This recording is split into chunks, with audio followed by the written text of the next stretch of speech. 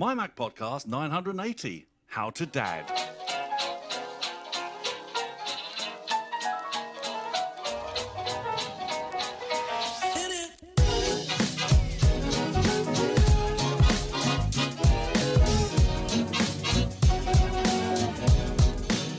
And welcome, everyone, to the MyMac.com podcast number 980. Oh, my God. 5 away. 5 away from, let me think here for a sec, 700 shows since Gaz and I took over. That's not 700 shows that we've done together, because obviously there are times when he's not available, I'm not available, other people come onto the show, case in point, this week, which we will get into in just a second. But however, lately I've been experimenting with live casting on YouTube with a new short form podcast, and our guest today, Karl Madden, actually came up with the name. It's called the Daily Apple Dispatch, and it should be roughly 5 minutes or so long per episode. So when will it begin? What have I done with it so far? And how did the setup go? What programs did I use? And what issues have come up? So many issues. But we'll talk about that later, because we're going to bring our special guest in. And I don't want that view. I want that view right there. Hello, Karl. How are you, sir? I'm fine, thank you. Where's the damn door out of this place? This is the second week I'm trapped here. What the hell? Yeah, well, no. You agreed to do this. I have a contract. Yeah, so, you know, well, I didn't want to go that far, but sure, we can talk about that. How have you been? I know that you still have that slight cough. Still have to cough. It's getting annoying now. It's like a constant headache because I'm coughing so much. It's driving me mad, or madder. Yeah, I was gonna madder, I guess, would be probably the more correct term. Yeah. So I guess you're still working. You're still doing other stuff. Talk to me, Goose. Yeah, still working, still doing the show. Did the show. The guys were two of the guys were back next week. Hopefully, actually, no, one of them already knows away next week. But hopefully, Alan will be back next week on the show. And then eventually after that, we'll finally have all three of us together. And because I don't know how much longer the show's going to go on for. That's the trouble. Because I thought our company was moving at the end of July, but now it might be the end of August. So it's bought me a little bit of leeway there before I have to start at even more ridiculous times in the morning, like 4 a.m. So I'm not sure I'll be able to continue the podcasting as it currently is at the moment. Well, let's hope you can. I love the Back and Forth podcast. Thank you very much. Actually, you know what? I was thinking about this the other day, and it just came back into my head. What was the one that you used to do with Missy? Well, there was Worlds Apart and Here and There. Here and There. That was it. I always liked those. I've been a long time listener to a lot of your shows, and she was fun. I guess just because she's out in the west coast of the U.S., I think. Yeah. So, as you know, doing a podcast with a Brit, times don't always mesh up very well together. Yeah, not always. Not always. Especially during the week. So that's always a pain. But yeah. Well, that's too bad. I liked her. Oh, she's still around. But now, still has a thing over on Facebook. She's still going. She's still posting stuff. No, I was going to. No. She's not on your podcast anymore. Dead to me. I'm sorry. Dead to me. That's how that works.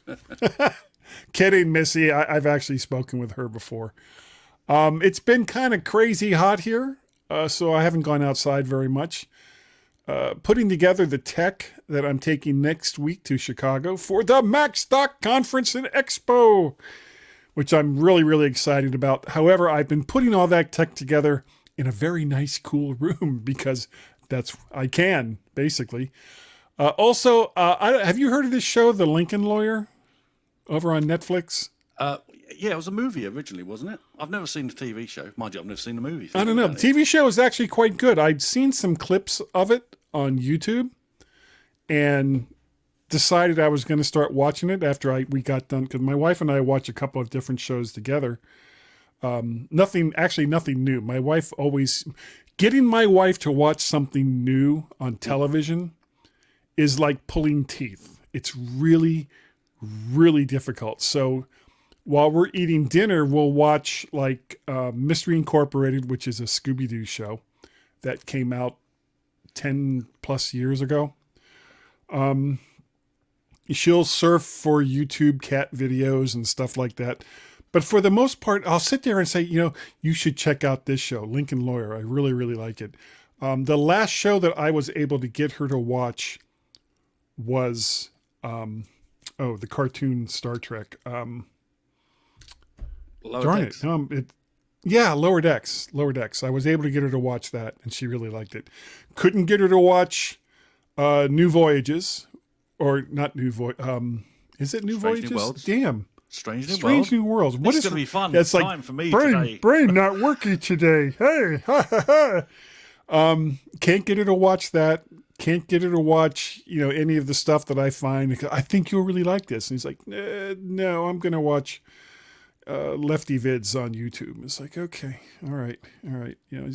As long as I don't have, tarot card readers, people going on and on and on and on and on and on about Trump. I'm not going to vote for the guy, but at the same time, I'm not interested in watching 10 to 15 minute diatribes about everything that he's ever done or potentially done. It's like, the guy's a complete narcissist. I get it. I get it. It's why I'm not going to vote for him. What politician isn't? Exactly. But it's driving me crazy. So when she wants to watch that stuff, I'll say, okay, I'm going to go downstairs and watch, whatever the spring football league is of the week that's on, or some shows that I've been watching on Netflix. And then you can just sit there and watch all the lefty vids and tarot card readers that you want, and that's fine. Now, I haven't started a new one. I think it's called Beacon 23. It's called Beacon something or other. Beacon 20, is that a US show or a UK show? No, it's got British actors in it. But no, it's about this beacon somewhere in space, and there's only meant to be one person on it, and all of a sudden it becomes the centre of attention. It's quite good. I mean, I don't really understand what's going on at the moment. There's obviously some mystery going on there, but it's quite interesting to watch. And the other thing do they have a talking dog? No, they have. No, then droids. I can't get my wife to watch it. They have droids and AI though, but okay. But the other things, I would think the younger me, if you told the younger me, there is going to come a time where there's going to be superhero TV shows and there's going to be Star Wars TV shows. My young self would have ripped your arm off with just give me the plots. remote. But now they've come out. I've seen them. They're utter rubbish. So now I just enjoy watching the takedown videos of them far more than the actual shows themselves because they are diabolical. I've been watching The Acolyte, the Star Wars The Acolyte, and I don't hate watch it like I did Star Trek Discovery, but at the same time, I'm not particularly enjoying it. But it's one of those things I've started to watch it, and so I want to see how it ends. And it doesn't necessarily mean that at the end of it, I'll sit there and go, oh, I get it now. Even though I have not particularly cared for this show all the way through, these last 5 minutes where they had all the exposition and explained everything, that's made it so much better. No, it My really life's too hasn't. short for nonsense anymore. So, Also, this week, I've switched over to my Lewitt 440 Pure condenser microphone, and the reason why I did that, I'll kind of get into when I start talking about the Daily Apple Dispatch. But I was having some audio issues. Whoa, I know. Step back in amazement. Guy having audio issues. Who ever thought that might happen? So, yeah, that's... you know what we didn't talk about before we started the show was Gaza snippets. So I got some, again, I can read off You my got some? show Okay. notes, but Okay, I wanna good. know- But then I want to know, before we carry on to that bit, is you're going away to Macstock, probably Yes. sometime this week, next week, sorry. next Thursday. So now, in the past, In the past, you've packed a suitcase of nonsense to take with you. I still say you could do it with a phone and one microphone, I reckon. What are you taking this time? You're absolutely right. You could. You could very easily take just like a single little tripod and a little thing that you could put the phone on and just do everything from that. Even with multiple people, you could do that. I can't do that. I have to take stuff. So yeah, I'm taking stuff. But to my credit, the last time I went to Macstock, and I don't know why I did this, I took like 15 microphones with me that I was going to show David Ginsburg. I don't know why I felt that was important to do.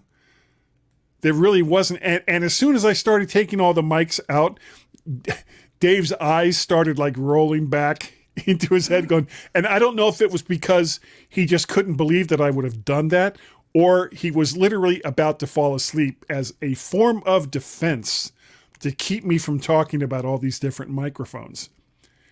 And I'm kind of leaning toward that as what actually happened. So this time, bare minimum, I'm really not taking a lot of stuff. And that's a qualifier right there. I'm taking a Arturia Mini Fuse 2, which is a dual XLR input audio interface, along with the cable to connect that to the computer.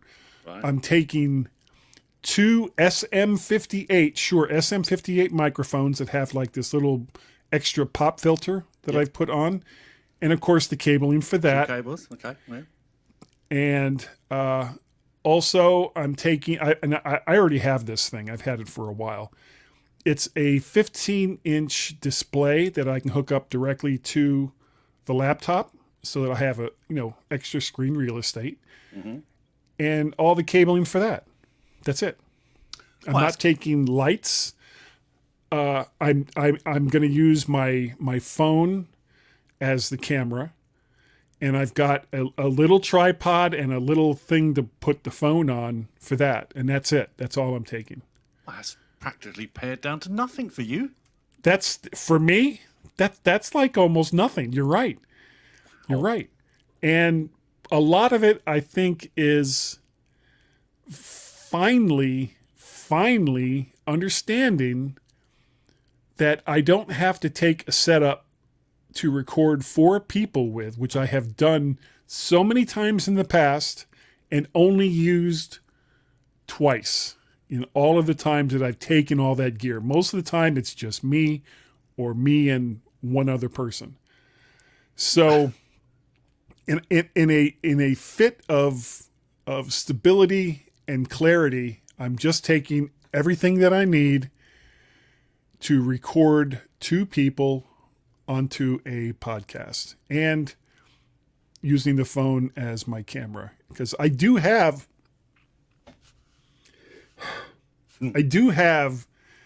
these little USB-C cameras from, who makes them? Elgato. Elgato makes these little tiny cameras that are very good quality, and you can put them on their own separate tripods, and you could have 2 people and blah blah blah blah. And it's like, how do unless I set up some kind of complete recording studio through like OBS or something like that, it's just too much of a pain in the ass. So I can just use something like this, StreamYard, record that one camera that I have. And if, for example, if Gaz wants to come in from the UK, kind of like what you're doing today, we would have a 2-camera setup all done through StreamYard. So let the software do the work. I just want to point out, dear viewer, and particularly Gaz as well, it only took Guy 5 minutes from when we was meant to record to when we actually started recording. 5 minutes.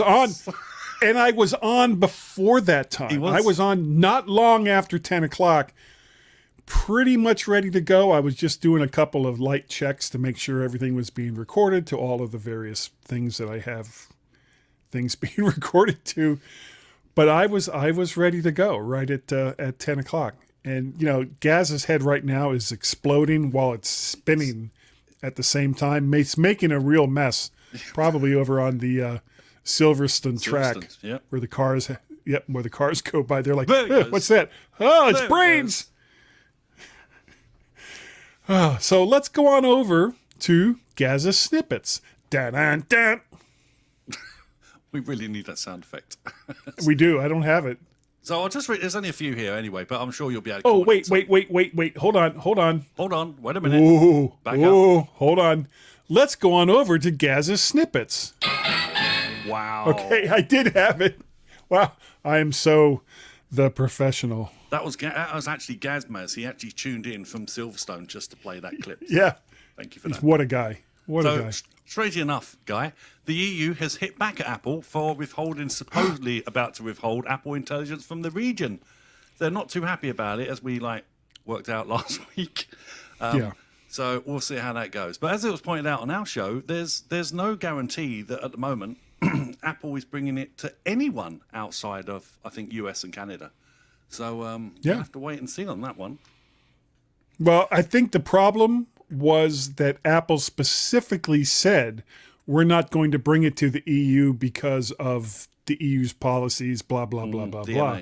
Yeah. And if they hadn't said anything at all, and it just come out, released iOS and Mac OS and all of the various programs that are going to have Apple Intelligence eventually, because there's no guarantee that it'll be out right when those are released, I doubt the EU would have said anything at all. Or if they had come out with it and said, well, for now it's US and Canada only because it only works in English, I think, again, there wouldn't have been much that the EU would have said about it. But the fact that Apple deliberately called them out is probably what's got their panties in a twist.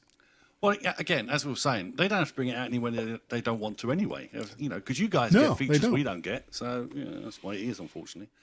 Now, apparently, Phil Schiller has joined OpenAI board as an observer. The role of observer, anyway, following the Apple's ChatGPT deal. So he'll be sitting off in the corner. Hey, which one is hair for? Oh, that's Federici. No, he's the old guy that used to come out and introduce the hardware and stuff and say this is the greatest thing ever. So, so he'll be sitting in the corner sneering at things when he hears stuff he doesn't like. Oh, that's what you're going to release? Yes. Speaking of keeping with AI for a moment, Apple is rumored to announce integration with Google Gemini later this year in the autumn, as we call it over here. So not only are they going with ChatGPT, just like they said, they're also going to go, hopefully, integrate Gemini as well from Google. Hopefully, by then, Google would have sorted their stuff out and it won't be throwing up such weird results that it has been recently. Like telling people to eat paste and rocks and whatnot. Well, better than here are some handy web links while you're driving down the road. Why not glue? Yeah, and all you've done is ask them, well, what's the temperature? What is the day today? Here's some handy web link. No, just Siri. Freaking tell me. That's it. Now, speaking of ChatGPT, their Mac app has apparently left their users' data open on their system. So it turns out that they were storing all the questions in a plain text, and it's been patched now, however. So if you have got the ChatGPT Mac app, make sure you update it because now it's encrypted. But they did point out, however, we are aware of this issue and have shipped a new version of the application which encrypts these conversations. We're committed to providing a helpful user experience while maintaining our high security standards as our technology evolves. Yeah. Okay. I'm sure it wasn't on purpose. I'm sure. I don't think it was on purpose. I just think it's like a silly mistake. And the reason it's got through is because they didn't do it via the App Store, because that would have checked if it was all sandboxed and safe anyway. Well, they didn't do it by the App Store because they didn't want to necessarily follow Apple's rules with it. Who likes following rules? What rules anyway? Nobody. Break the rules. Move fast. Break rules. Yeah, whatever. No rules, just right. Now, Apple is also apparently looking at Apple Intelligence to be expanded and may include some paid features. So apparently what this is relating to is some of the more specialized large language model things out there and AI is you might be able to pay a fee and get access to the more scientifically based ones or medically based ones. So depending on what you want to use this stuff for, like research purposes and stuff like this, you might have to pay a fee to get access to some of those models as well, rather than just ChatGPT and Gemini and Claude and various others. Wait, this is from Apple. Apple is saying this, or is this a rumor? This is a report apparently that came out. It's looking at what they're offering because they're out there at the moment looking at these other services to integrate at some point in the future. So this is one that of the would be theories. very disappointing. Why is that? Well, because Apple hasn't done that before with their operating system, where you have to pay to play. Now, granted, they used to charge for the operating system, but it wasn't a recurring cost. And that kind of thing, what you're talking about right there, sounds more like a subscription service, which is fine. It is a subscription service, but only for the people who want it, i.e. researchers and whatnot. And it's not part of the integration. I think that should not be done through the operating system. That should be done. It's not in the operating system. It's separately. Apple Intelligence. It's not the operating system. It's the intelligence. But that's built part into of it. the operating system. Two parts of it are. Third part isn't. Third part lets you go outside the system and use third-party clients. Well, I would have to. Number one, I'd have to see whether it's true or not. Number two, I'd have to see how it works. That's true. Now, Authy got hacked, and 33 million users' phone numbers were stolen. So that's good to know, isn't it? Authy, they're that two-factor authentication app, very popular one. Oh, okay. So the application that's meant to keep us safe has gotten hacked, and they released all of our phone numbers. Nice. Well, okay. They potentially got all our phone numbers. So if you use Authy, watch out for any scamming numbers coming in to you, asking you to reset your details or anything like that. Who knows what they could do with that information, but it's obviously not good. Wasn't Authy a movie back in the 60s from the UK? Authy? Yeah, with I can't remember his name. He's been in everything. The guy that played Alfred in the Batman Michael movies Caine. from quite a few. Alfie. Yeah. You're thinking about Alfie. Oh, Alfie. I see. Okay, sorry, my mistake. Now, and apparently, an Apple Watch can detect leading cause of heart attacks, according to a doctor. So this is a doctor called Dr. Ruud Kuster, a Dutch cardiologist, and he discovered that after doing a workout, he took some ECG readings on his watch, and he detected a slight inconsistency. And teaming up with a fellow cardiologist, they discovered that he had some potentially blocked arteries, and it discovered it ahead of time. Now, he's saying that they could use these readings moving forward to possibly detect this very silent killer, because it doesn't show up anywhere detection. else. Yeah.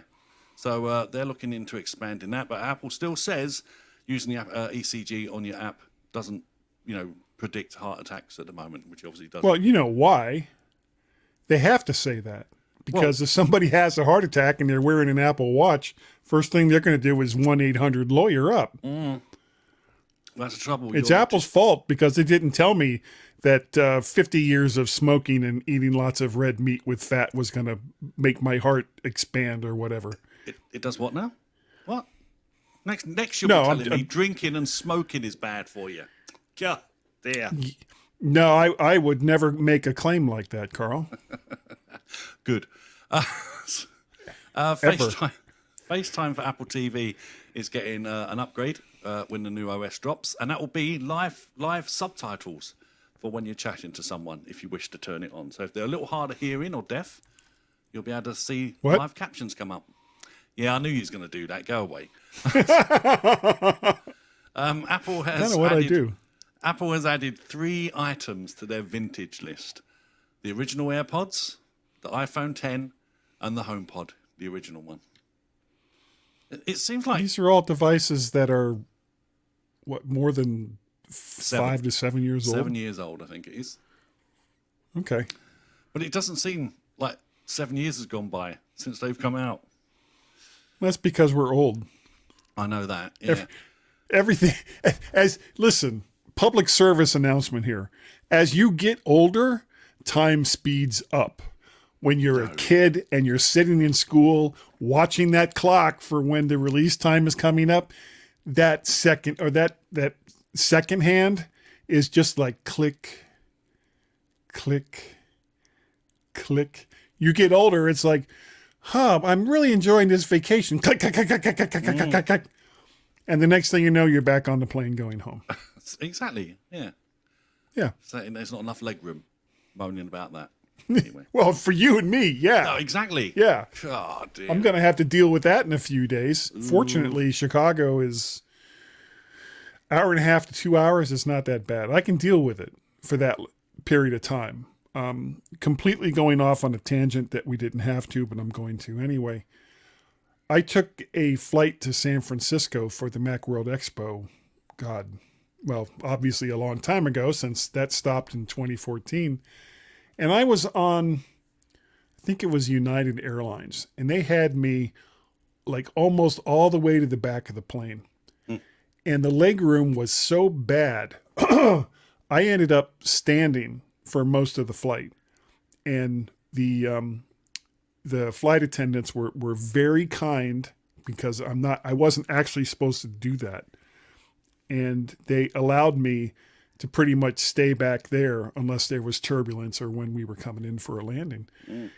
And, you know, and room on planes have not gotten any better since then. So I'm always having to spend extra money to get like an exit row seat or, God forbid, a business class or something like that seat. Not because, you know, I want to lord it over everybody else saying, oh, yeah, look at me in my fancy seat. No, it's just because I'm basically eating my knees for the entire flight. And Karl knows exactly what it is I'm talking about. I always enjoy when the person in front of you thinks, oh, I'll put my chair back. No, you ain't. It's not going anywhere. Those people will die horrible, painful deaths. It's just... How dare you, sir? It doesn't work. Oh, it must be broken. It's not moving for some reason. I can't think why. Yeah. Anyway, and my last one is Apple Intelligence is probably, maybe, more likely coming to the Apple Vision Pro in 2025. So there you go. So is that all of them? That's all of them. Okay. And we don't have a Gaz's link. There we go. Okay. We are going to actually very, very quickly. Let's talk about the MacStock Conference and Expo, which is coming up July 12th through the 14th, which is starting next weekend. This is your last weekend to sign up for this show. And, you know, I've said this 1,000 times if I've said it once, and I don't exaggerate at all, that this is a fantastic show with great speakers, terrific camaraderie. You'll get to sit down with the people that are giving the talks, ask them questions, find out what it is that they know that you want to know. And I can't think of any particular time when one of the speakers was like, no, you peasants, get away from me. No, they're all very, very nice. And considering what kind of information and what kind of value you get from a small conference like this, I highly, highly recommend that you check out the MacStock Conference and Expo at macstockconferenceandexpo.com. That's coming up July 12th through the 14th, and you can get 30% off, not through this podcast, but I believe that Mac Voices and Dave Ginsburg's In Touch with iOS have discount codes to get 30% off. So go check those out, and if you can, come join all of us, well, not Karl, but the rest of us over at the MacStock Conference and Expo next weekend. Okay. Are they doing a virtual version of it again this year? Yes, they are. Yes, they are. And you can sign up for that, and you can see all of the same stuff. And that's great. You still get all of the information, but it's not like being there. It's not the same thing. Let's talk about How to Dad, Karl. And not in the way that that some people might be thinking. This is for something I've been trying to do called the Daily Apple Dispatch. Karl actually came up with the name for it, 2 weeks ago, I think. And I don't even remember how the conversation started. But by the time it was done, I was like, yeah, I want to do a daily live cast. We was talking about this. We was talking about the aspects of obviously, if you're listening via a podcast, you're just hearing the audio version of the show. But Guy also does a YouTube version of it. And it's obviously normally Guy and Gaz doing it, and it's normally about an hour or so long. And they just chat all the way through. And, that's how it is. But, in this age of YouTube entertainment, there's also the opportunity just to do smaller things out there. And one of the things that I had planned to do, if I was made redundant recently following all the heave-ho with my job, was to do something similar to what Guy is doing. But I wasn't made redundant. So he took my idea, damn it, and ran with it. So what this is just eventually it'll be a daily show Monday through Friday, about 5 minutes long, talking about topics related to Apple stories that are out there, and, just stuff along those lines. And I'm hoping to get, 'cause the hardest part of that show, isn't recording it. It isn't, getting in front of the camera, that can be hard for a lot of people, but to get in front of the camera and, put yourself out there and all the rest of that. The hard part of almost any live cast, really almost any podcast, is coming up with something to talk about. And so what I'm hoping is to build up kind of a backlog of topics, because it typically, for 5 minutes of content, it takes me 15 to 20 minutes to type out what it is, the general point of what it is I want to talk about. For example, if you could see our show notes right now, all it says is how to dad, and then it's got some, programs and stuff. And we're going to get to those in just a second. But I've so far managed to talk for 2 to 3 minutes, and I haven't even gotten to how I'm going to do that podcast yet. So obviously, speaking into a microphone while looking at a camera is not hard for me. What do you think, Karl? No, I mean, see, obviously, I think it's a good idea. There's lots of other YouTubers who do something similar, both for Apple, for technology, for anything really, anything that's news related or entertainment, absolutely anything. So there's a very crowded market, so you can go into it and get lost straight away. And initially, you probably will be lost straight away because there's so much out there. But with consistency and an entertaining product, you can quickly, hopefully, rise. And because it's daily, there's one thing about Apple-related news. It happens every single day. There's always some controversy. There's always something said about it. There's always something released. There's always something coming out. It's always, as we just demonstrated a little while ago in the tidbits. There's always something happening in the Apple sphere. And if Guy has the opportunity, he can just find that story, give a brief description of whatever, and then share his thoughts. And that's it. And now that's the part that's the tricky bit. Opening yourself up on your own is because you've got no one to pull you back and go, well, hang on a minute, that's not quite correct, until you've committed yourself. And that's where comments come in. But the trick is apparently to take advantage of Google's algorithm is you have to do it consistently around the same time every single day. And if the viewership is there, it will start to go up and up and up because at a certain point, YouTube will start recommending you. It's just reaching that peak, and it takes sometimes a while to get there. But hopefully, with viewer support, like if watching Guy on the show, it's like 5 to 10 minutes, and just share his thought, like his video, comment on it. That's like the perfect time. Yeah. It's like the perfect. You get past 5 minutes, people are like, God, he's still on. Jesus. Well, that's the thing. It can watch, because on YouTube, I don't know if you probably do know this, you can speed up the time. You don't have to watch back at one time speed. Just like on a podcast app, you can speed up the time. And there's a few YouTube channels I look at that go on for 3 hours, and I speed it up to time and a half. And it sounds fast, but it works. It really does. And you can plow through so much information. Anyway, and you could get the most important news of the day related to Apple from Guy using this method. And it's just like handy bite-sized chunks of information related to Apple. And And also, then when he gets to the end of the week and he's chatting to Gaz, he'll sound knowledgeable because he's had to do 5 stories that week. The important part there is sounds knowledgeable. That's the part that you have to remember. The other thing you have to remember about doing live casts or really putting yourself out there on a video or audio podcast is you got to have a thick skin. Don't take offense to criticism that people give you, even if it's mean-spirited, because at the end of the day, a lot of that doesn't matter. It's not important. Stay on track. Don't get discouraged. Keep doing what it is that you love to do. And loving something like this has to be part of the equation. If you're doing it thinking that you're going to get automatic YouTube fame or something, or TikTok fame or something along those lines, you're really not in it for the right reasons. And chances are you will fail. Just do it because it's what you want to do. Yeah, because it's a passionate subject you're interested in. And like Guy in a minute is going to share all the stuff that he's used. Now, you don't have to use exactly what Guy has been using here. No, you can literally just take out your phone and talk to it for 5 minutes. But the point is, it's never been easier to do this kind of, is it reporting? I'm not sure, but it's definitely vlogging. Yeah.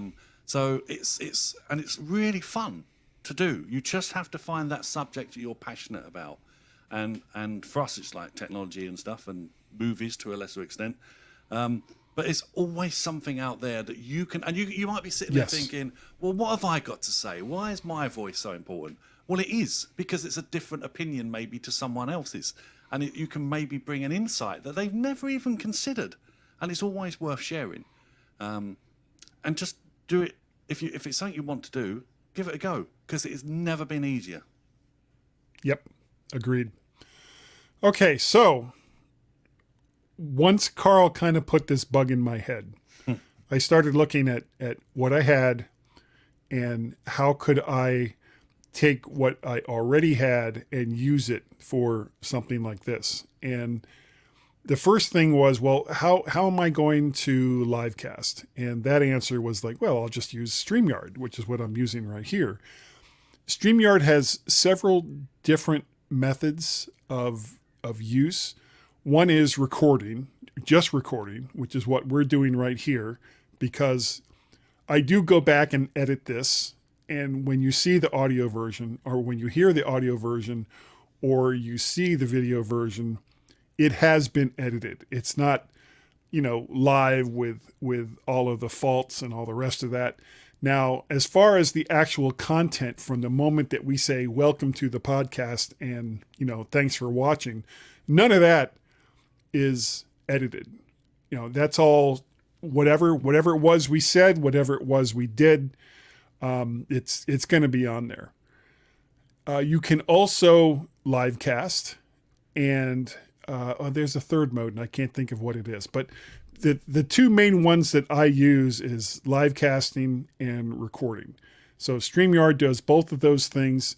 The version I use costs about $20 a month.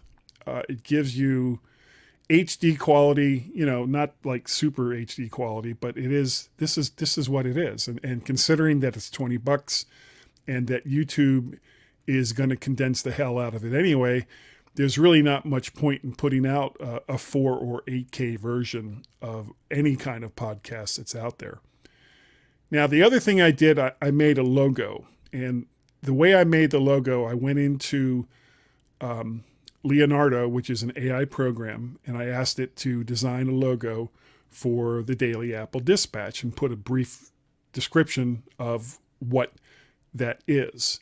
And it came up with a logo. And once I had the logo and a background color for it, I brought that into DaVinci, which is a video editor, and made it jump around and move and do all these other things, and made sure that I had the same color background on a separate layer than what I had the logo, so that you couldn't see, the difference between the background and the logo as it was moving around and doing all the things that it was going to do. And this is only for like a 10-second intro. So you could spend days working on an intro, and I have done that in the past, but in this particular case, it was like, okay, I just wanted to fly in, do a quick zoom, change colors a little bit, and then fade out. And so that's what I did. And then after that, I needed theme music for it. And you and I have talked about this particular program. It's called Suno. And Suno, you basically tell it what kind of music you want, and it will not only come up with the music, it will come up with lyrics as well.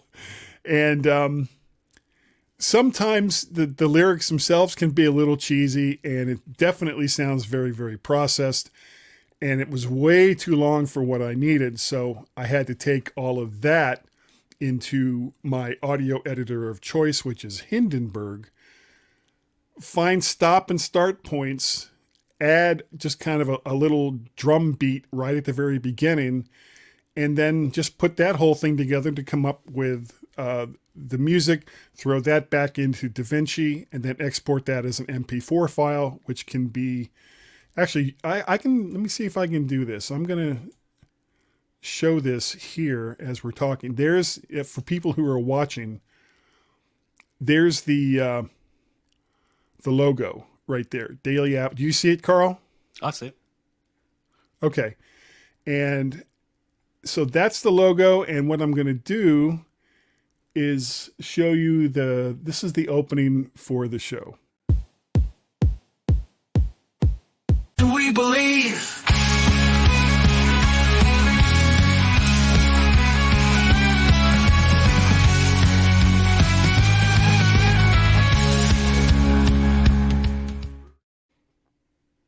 Okay, that's the opening for the show. So, it's quick. It doesn't take a whole lot of time. And it just kind of, so, I come in, I say, brief little something about what I'm going to talk about, give the date, and then the logo comes splashing in, it goes out, and then I do the content. And that's basically it. That's all I needed for that. For recording, I use Audio Hijack as a virtual mixer so that I can, and when you hear the first couple of test runs that I did, for whatever reason, I was either having problems with the microphone or with the cable, and I replaced them both. That's why I'm not using the NT1 Signature Series mic that I was using last week.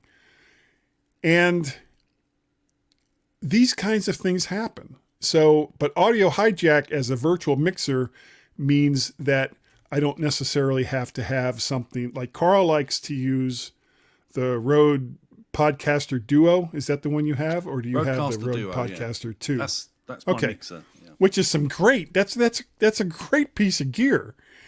But you don't need it. But for something like, no, you don't necessarily need it. So you can just use Audio Hijack. You can go and get, well, you can even go simpler than that, cheaper than that. You can Sure. go and get OBS, for example, for recording a video and audio to a lesser extent.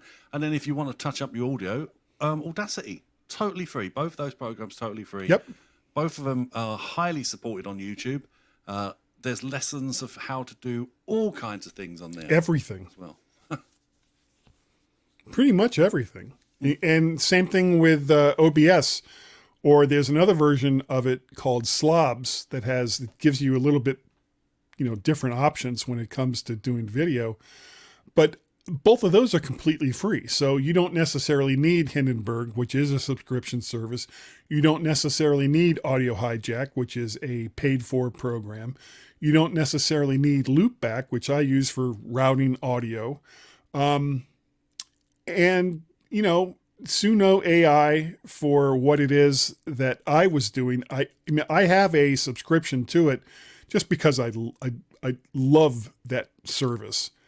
But you don't need it. You don't need a subscription to it as long as you're not like trying to make the same thing over and over and over and over and over again. There are limitations to how many times they'll let you create audio files in Suno before they'll say, you should probably pay for this if you want to do it as much as you do. So I'm using StreamYard for live casting. Suno I use for the theme. Hindenburg I've used for editing the theme, Audio Hijack as a virtual mixer, Loopback for routing audio, Notes for notes. That's a free program. And lastly, I can take, and I haven't done it yet because I haven't officially started it. I can take the video version out of, download that from YouTube or download it from StreamYard and put this into a program that I use called Audio Converter Pro, which will basically take any audio or audio that's associated with a video and change it into some other kind of format. And that's a great program. That actually should be my tip, Audio Converter Pro. That's a wonderful, wonderful program. And that's basically how I do it.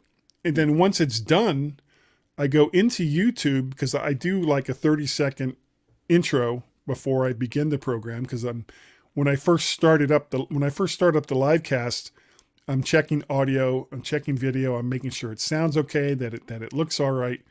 And then after it's done, I will cut out that entire beginning part up to like maybe 2 or 3 seconds with the logo before I come on, and then cut off whatever's extra there at the end.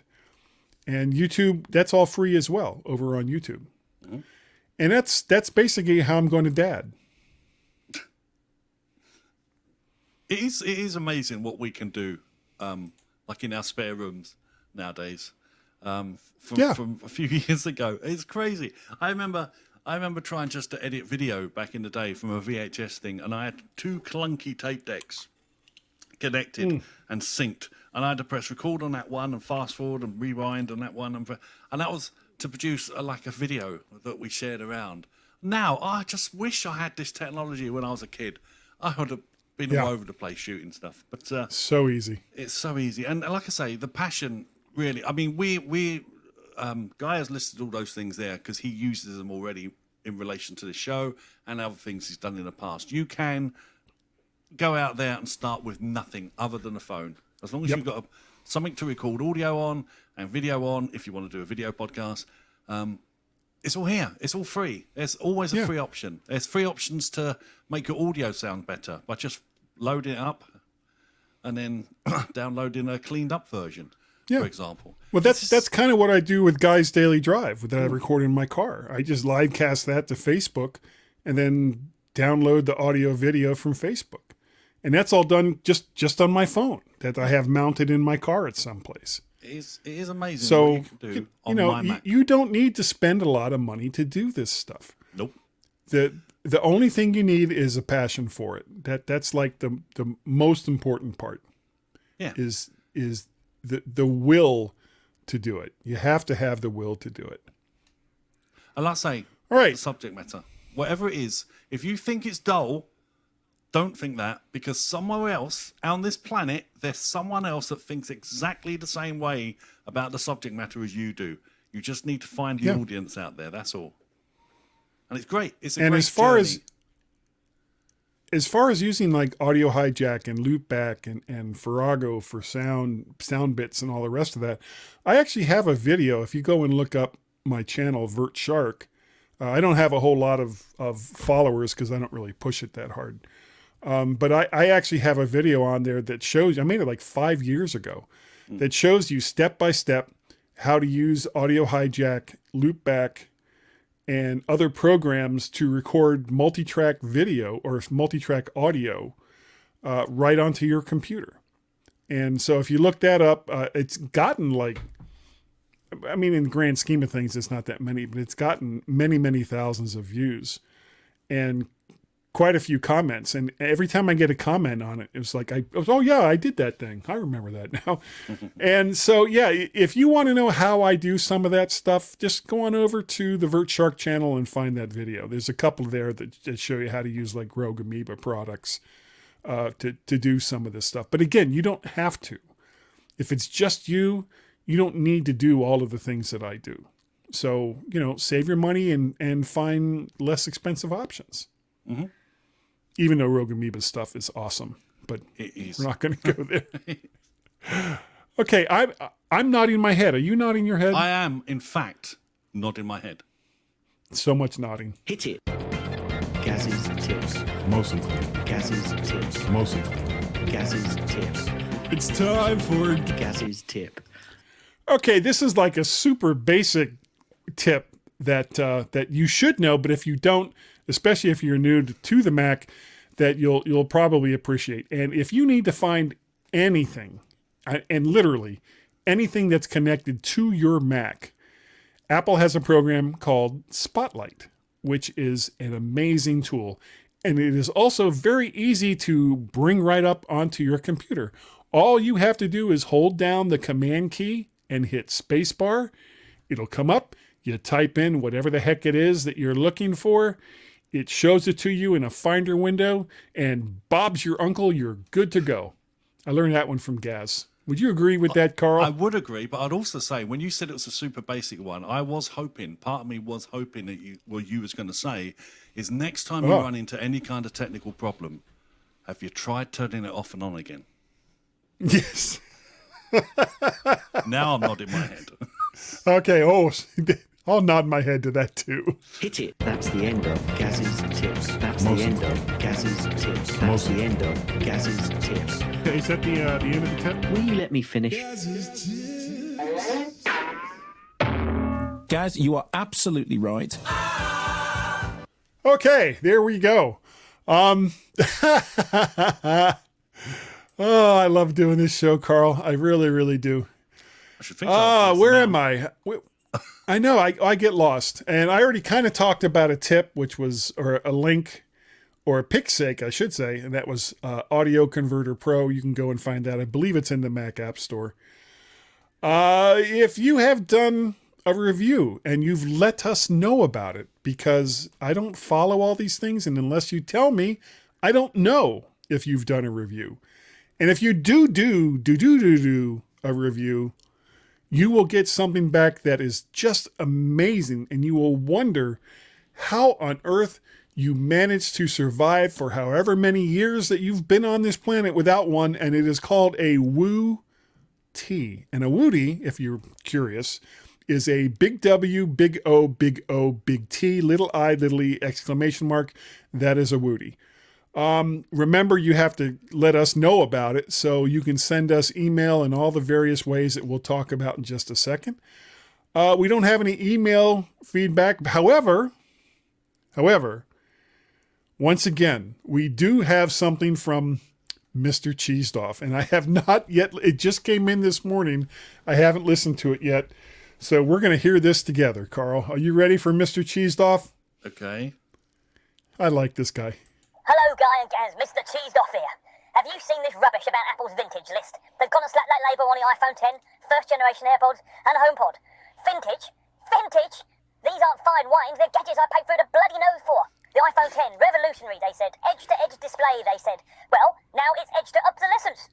I barely finished paying it off, and Apple's already treating it like a bloody relic. And don't get me started on those AirPods. I spent months fishing them out of my damn sofa cushions, and now they're vintage too. They still fit in my ears, don't they? Or has Apple decided our logo shapes are also obsolete? And the HomePod, that overpriced speaker that was supposed to change how we live.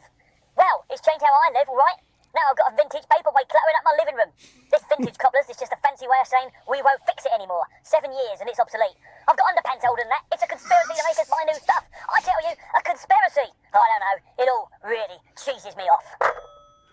I want to know where he got that phone that he can just slam down there at the end. I want to know where he's got his underpants that last 7 years. I've yet to find any, and any that I may have that are that old are none that I want to wear. Precisely. Under or over. Thank you, Mr. Cheesed. We really, really do appreciate it. And one of these days you are actually going to send me an email so that I know where to send a Woody to. And speaking of that, other ways that you can help support the show is by going to our Patreon page, which is patreon.com/MacParrot. You can also go to our coffee page, ko-fi.com/MacParrot, or you can pay a pal.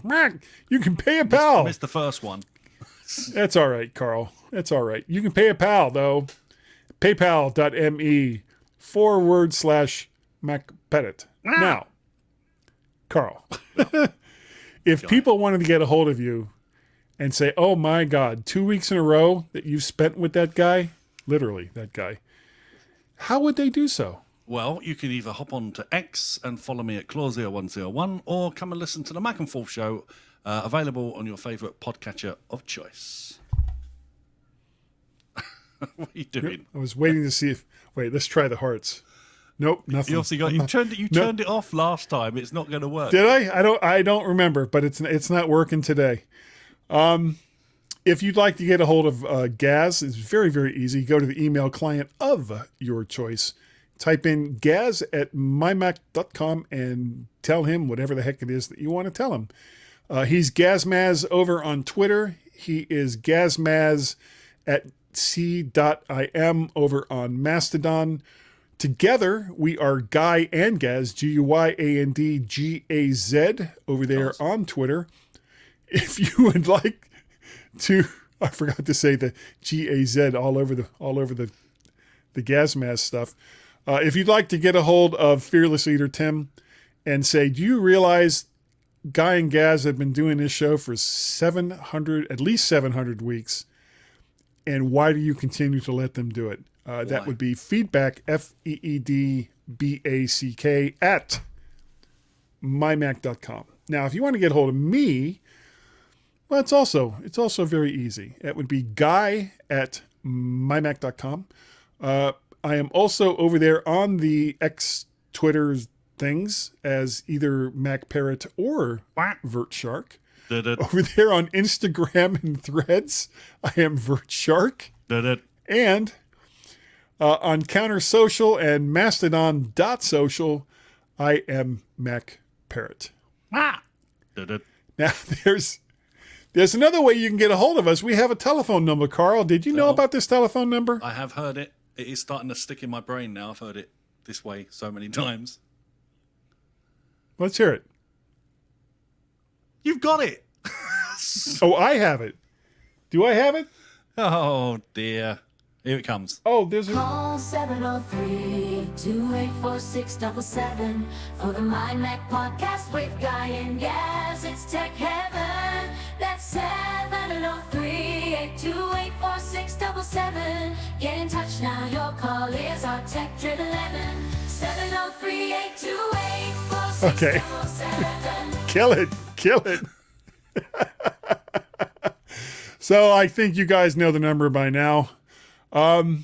We are at the saddest part of the show where we're getting ready to say goodbye. And I'd like to say to all of you who download and listen to this show, thank you. And view this show.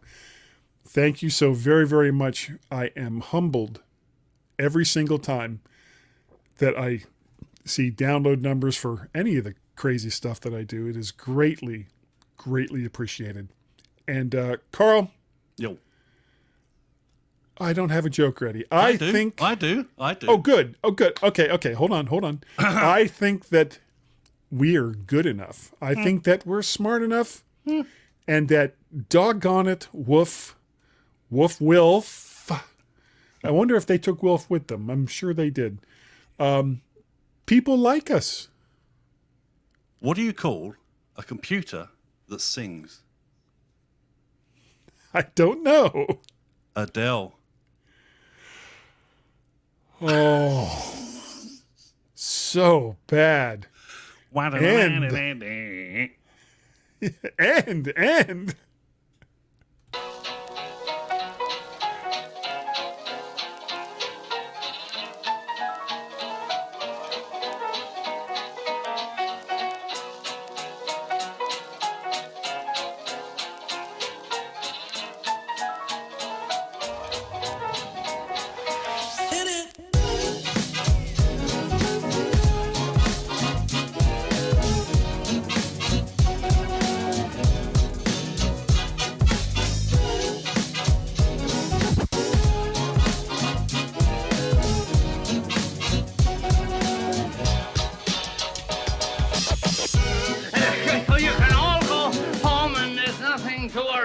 Get out of here now. Go on home and go home.